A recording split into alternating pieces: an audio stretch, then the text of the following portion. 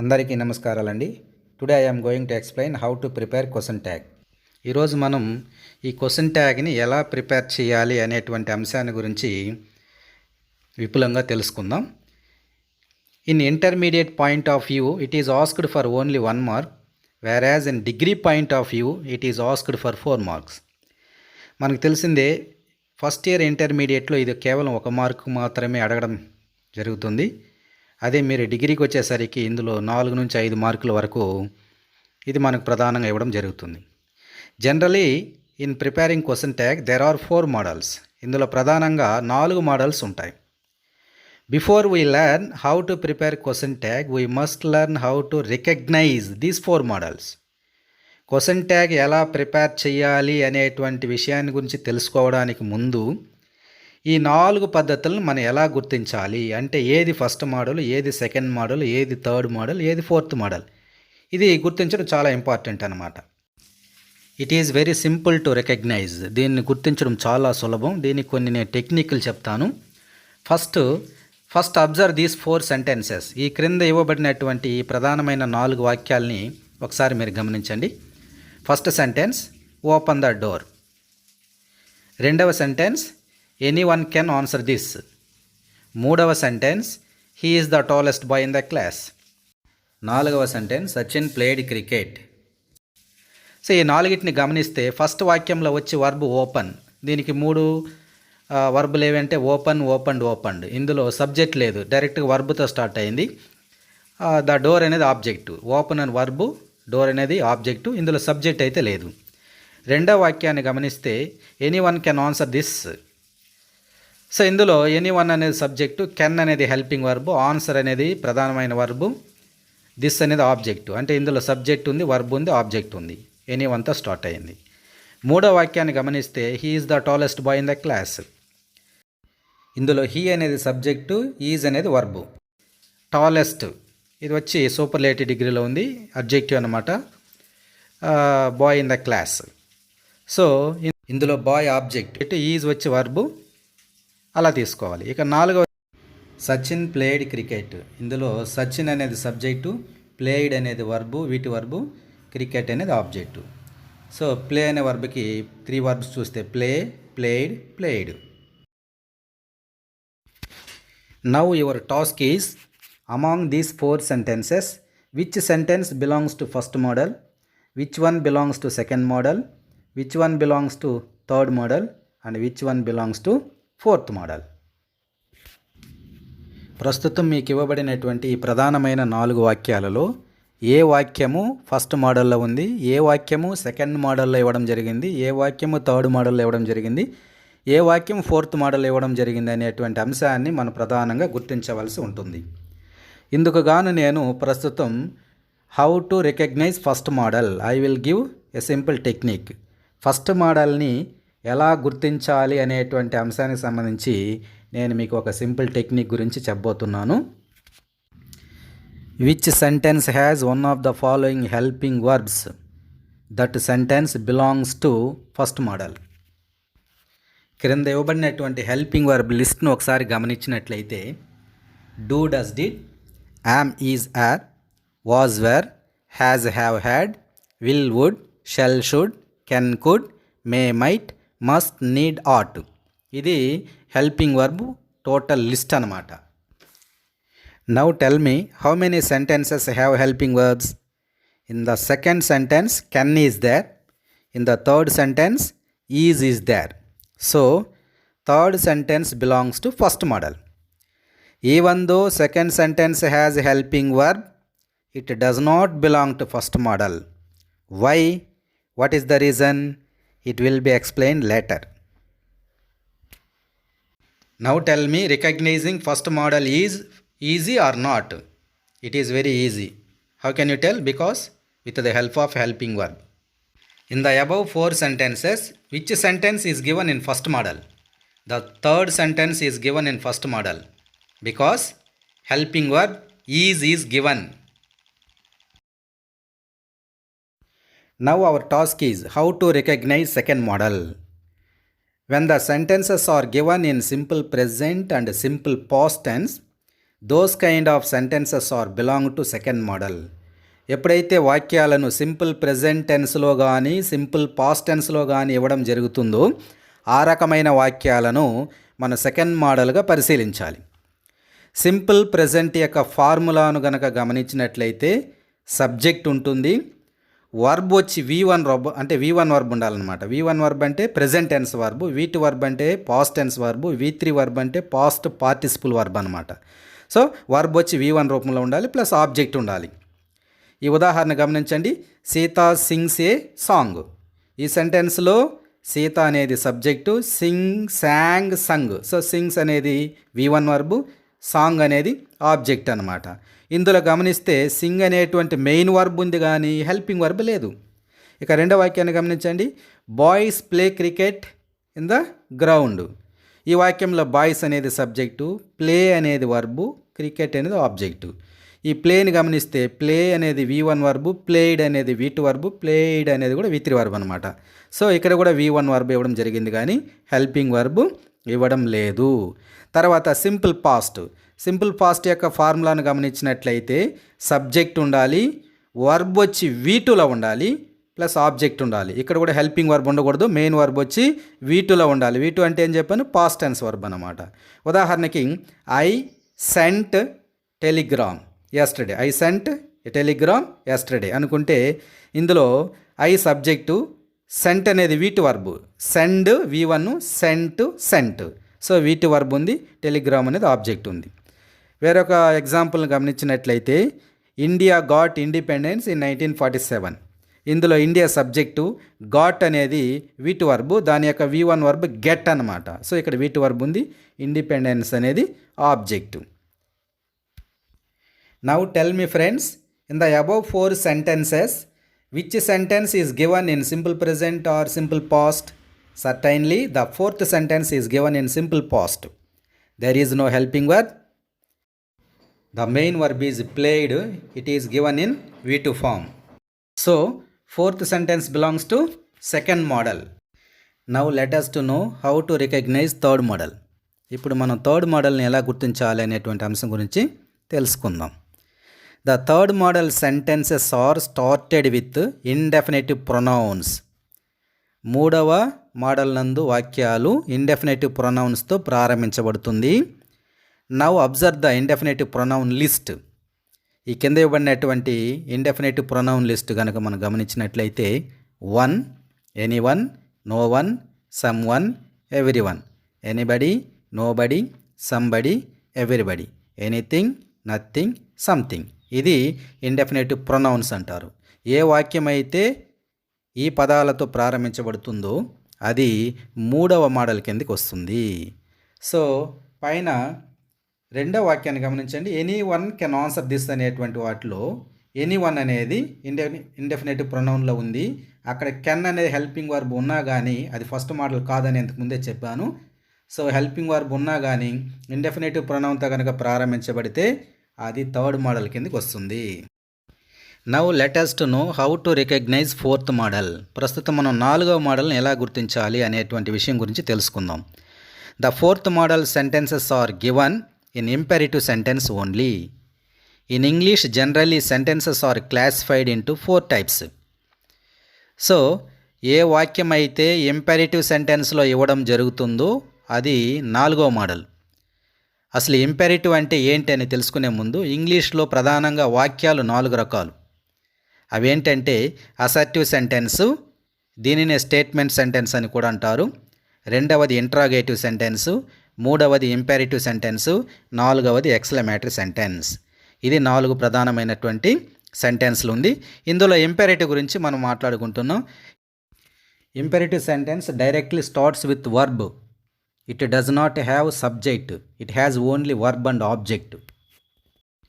Now tell me friends, in the above 4 sentences, which sentence given in imperative? Exactly, the first sentence is given in imperative sentence. What is that sentence? Open the door. In this sentence, open is the verb, the door is object, there is no subject. It is given in imperative. So the first sentence belongs to fourth model. Now we know how to recognize all the 4 models. Once again, I will repeat. If the sentence has a helping verb, that belongs to first model. If the sentences are given in simple present and simple past, that belongs to second model. If the sentence starts with indefinitive pronoun, that belongs to third model. If the sentence is given in imperative sentence, that belongs to fourth model. Now I will give some sentences randomly. Try to find out whether to which model the sentence belongs to. First one, frog jumps into the well.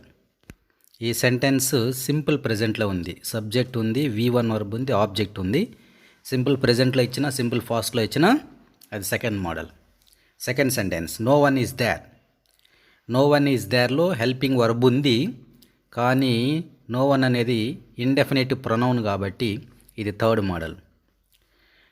Next sentence, close the door. Close the door అనేది imperative sentence. ఎలాగంటే close అనేది verb, the door అనేది object, ఇందులో subject లేదు కాబట్టి imperative model. Imperative model వచ్చి fourth మోడల్కి సంబంధించింది. Next one, peacock is dancing beautifully. ఇందులో సబ్జెక్ట్ ఉంది, వర్బ్ ఉంది, ఆబ్జెక్ట్ ఉంది. ఈజ్ అనే హెల్పింగ్ వర్బ్ ఉంది కాబట్టి హెల్పింగ్ వర్బ్ కనుక ఉండి నో వన్ ఇలాంటి ఇండెఫినేటివ్ ప్రొనౌన్ లేకపోతే అది first model. Okay friends, now we learnt 4 types of question tags and how it was recognized.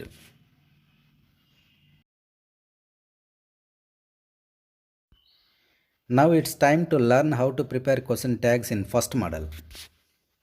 Do you know what is the meaning of question tag? A question tag is nothing but a short form of the sentence.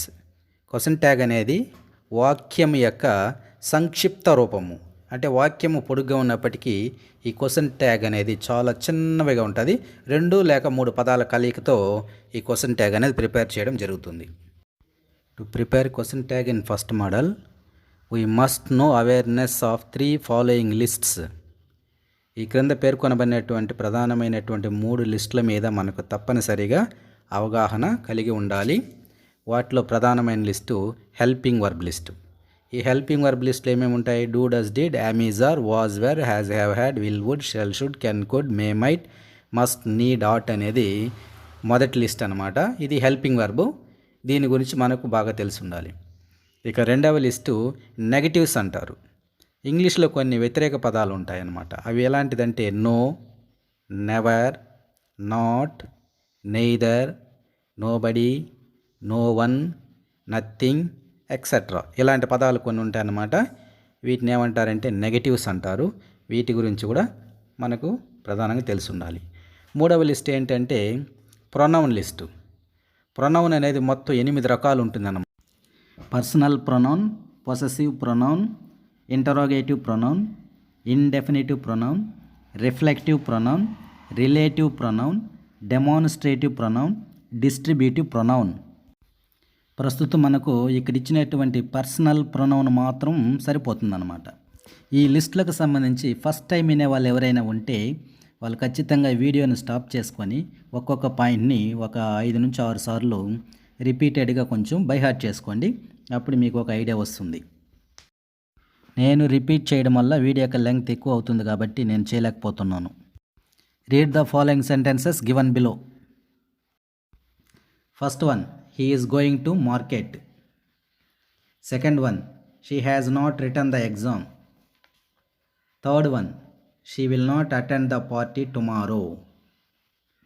ఈ 3 వాక్యాలను గమనించండి. అన్నిట్లో helping verb ఉంది. First వాక్యంలో is ఉంది, second వాక్యంలో has ఉంది, third వాక్యంలో విల్ ఉంది. సో ఇవన్నీ కూడా ఫస్ట్ మోడల్లోనే ఇవ్వడం జరిగింది. సో ఇప్పుడు క్వశ్చన్ ట్యాగ్ ఎలా ప్రిపేర్ చేయాలి అనే దానికి కొన్ని రూల్స్ మనం నేర్చుకున్నాం. ఈ 3 రూల్స్ని మనం అప్లై చేయగలిగితే క్వశ్చన్ ట్యాగ్ వచ్చేస్తుంది. సో ఫస్ట్ మనం ఏ రూల్ని ఫాలో చేయాలంటే rule number 1 helping verb, rule number 2 negatives list, rule number 3 pronouns list. ఈ మూడింటిని నేను ఇప్పుడు ఎలా అప్లై చేస్తాను మీరు చూడండి. సో ఈ 3 వాక్యాలకి నేను ఇప్పుడు ఒకేసారి క్వశ్చన్ ట్యాగ్ని ప్రిపేర్ చేస్తున్నా.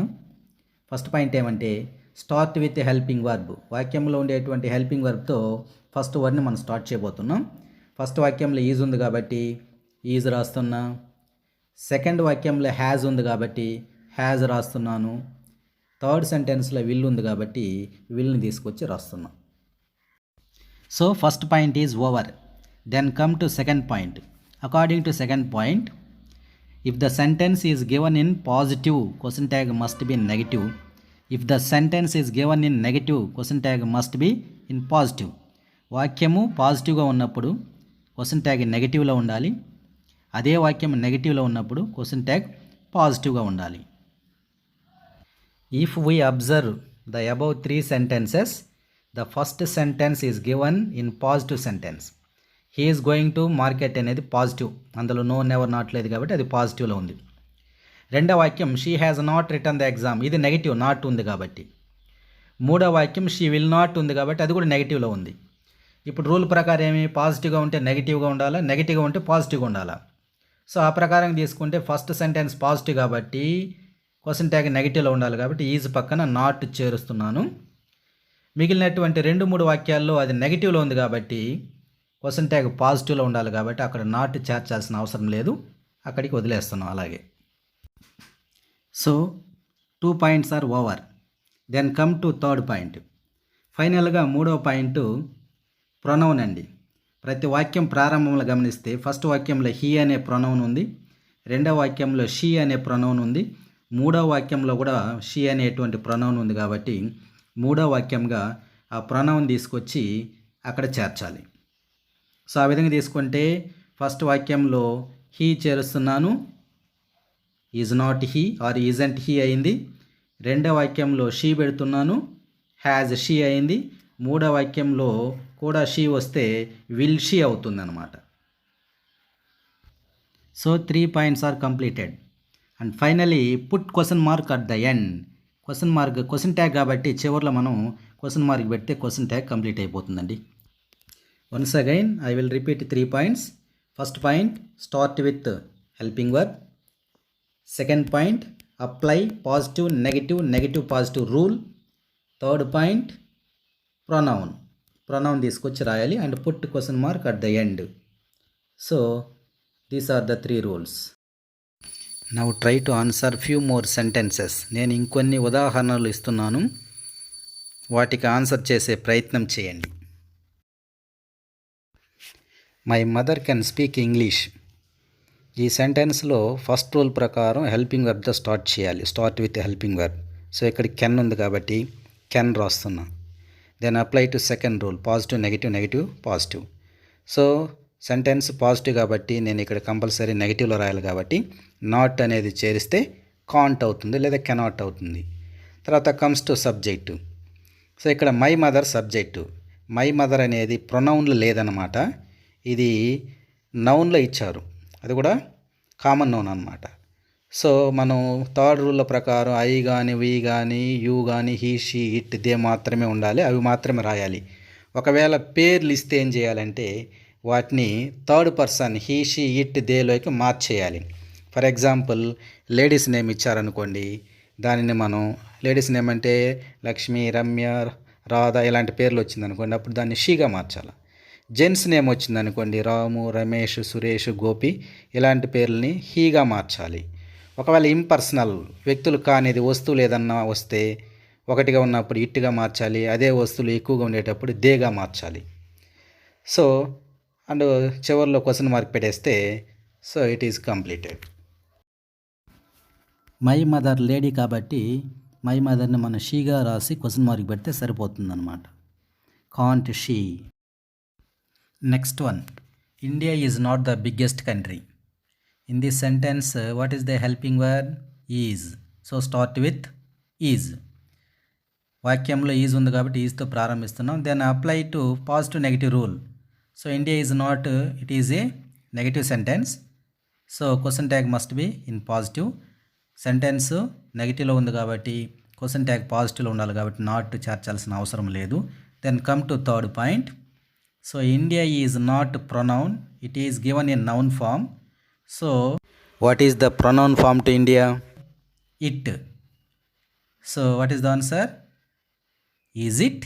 Question mark. Now last two more examples. First one is I am not a doctor. Second one is I am a lecturer. ఈ రెండు వాక్యాలను గమనిస్తే ఫస్ట్ రూల్ ప్రకారం హెల్పింగ్ వర్బ్తో రాయాలి కాబట్టి రెండిట్లో యామ్ ఉంది, యామ్ తీసుకొచ్చి రాశాను. తర్వాత రెండవ రూల్ అప్లై చేసేటప్పుడు first sentence I am not a doctor already నెగిటివ్లో ఉంది కాబట్టి క్వశ్చన్ ట్యాగ్ పాజిటివ్లో ఉండాలి. సో ఇక్కడ నేను నాట్ చేర్చడం లేదు. రెండవ వాక్యాన్ని గమనిస్తే ఐ ఆమ్ ఏ లెక్చరర్, ఇది ఆల్రెడీ పాజిటివ్లో ఉంది కాబట్టి క్వశ్చన్ ట్యాగ్ నెగిటివ్లో ఉండాలి. కాబట్టి నేను ఇక్కడ నాట్ చేరిస్తే యామ్ నాట్ అయ్యింది. తర్వాత థర్డ్ పాయింట్ ప్రొనౌన్ని అప్లై చేయాలి. ఐ అనేది ఆల్రెడీ ప్రొనౌన్లో ఉంది కాబట్టి ఐ తీసుకొచ్చి రాసి లాస్ట్లో క్వశ్చన్ మార్క్ పెట్టాలి. సో అప్పుడు చదివితే I am not a doctor అనే దానికి క్వశ్చన్ ట్యాగ్ వచ్చి యామ్ ఐ అవుతుంది. ఐ ఆమ్ ఏ లెక్చరర్ అనేటువంటి వాక్యానికి question tag am not I అవుతుంది. బట్ ఇక్కడ మీరు ముఖ్యంగా గుర్తుంచుకోవాల్సినటువంటి విషయం ఏమంటే క్వశ్చన్ ట్యాగ్లో ఎక్కడైతే యామ్ నాట్ ఐ అని రాయాల్సి వస్తుందో దానిని తీసేసి వాటి ప్లేస్లో ఆర్ఎంట్ ఐ అని రాయాలి. ఇది రూలు, వెరీ వెరీ ఇంపార్టెంట్, గుర్తుపెట్టుకోండి. యామ్ నాట్ ఐ అని రాయకూడదు, వాటి ప్లేస్లో ఆర్ఎంట్ ఐ అని రాస్తే సరిపోతుందన్నమాట. ఇది ఫ్రెండ్స్ ఫస్ట్ మోడల్లో క్వశ్చన్ ట్యాగ్ ప్రిపేర్ చేసే విధానం. ఈ వీడియో మీకు నచ్చింది అనుకుంటున్నాను. లెంగ్త్ ఎక్కువ అవ్వడం కారణం చేత 2, 3, 4 మోడళ్ళు పార్ట్ 2లో ఎక్స్ప్లెయిన్ చేయడం జరుగుతుంది. మరొక వీడియోతో మీ ముందుకు వస్తాను. అంతవరకు సెలవు.